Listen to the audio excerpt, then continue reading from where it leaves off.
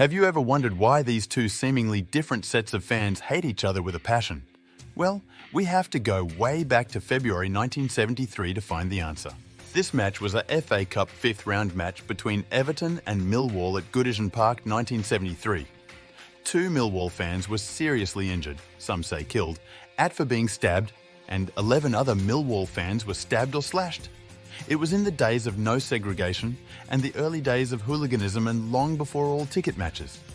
Around 2,000 Millwall fans travelled up to Scouse Land, and there were several incidents around Liverpool city centre.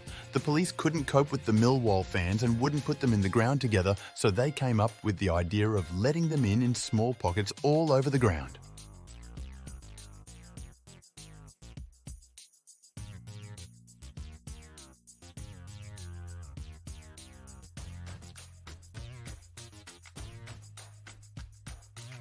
Everton fan Ian told us, a load of Millwall fans came into the Gladys Street through the turnstile on Bullens Road, thinking it was the paddock entrance.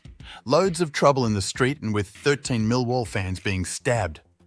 The Millwall fans who entered the Gladys Street end of the ground were being set upon as soon as they went through the gates, and the police stood back and watched. A few of them tried to climb the fence into the boys' enclosure but were pulled down or slashed where they were. It was really bad. I felt a bit sick afterwards at what I'd witnessed. To this day, I believe that 2 Millwall were killed, but wasn't reported to the press for some reason. My uncle, Rip, was confronted as he went to the toilet, but being Irish, he was able to convince his would-be attackers he was there to watch Everton, which was just as well as one of them had a great big knife.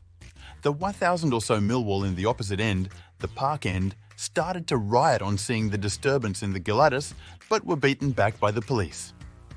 After the match, Everton and Liverpool fans grouped together to attack any remaining Millwall fans.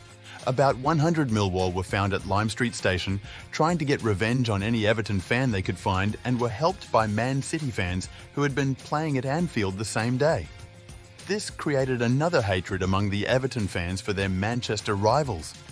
They were both swiftly dealt with and sent packing on their various trains. It really was a terrible beating that Millwall took that day. So the next time you ask, why do Millwall fans hate Scousers and the police? This is one of the main reasons. Millwall still talk about it as their darkest day. I remember graffiti near the old den that read, "If there's a God, give us Everton in the cup." The hatred is now third generation and continuing to grow. That growing hatred finally found a target when the two clubs were indeed drawn together in an FA Cup tie in 2019. Millwall won the game 3-2, but more memorable will be the trouble that happened before, during and after the game. A senior police officer said, "The disorder which occurred before, during and after the Millwall v Everton FA Cup match was some of the most shocking football violence we have seen for some time. The abhorrent behaviour lasted a number of hours, involved hundreds of people and resulted in at least one serious injury. One man was taken to hospital with a horrific, life-changing injury to his face. One of our officers was also injured and has now been discharged from hospital." Up to 400 fans battled after the match in a nearby housing estate with police hopelessly outnumbered. The knife-wielding thug was arrested and given 6 years for the wounding of Everton fan Jay Burns. Safe to say the hatred has gotten worse, and police will be watching closely if the two sides ever meet again.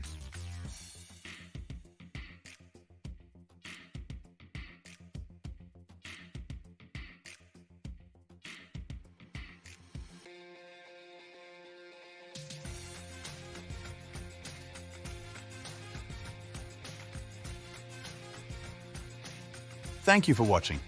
Please subscribe to help our channel grow.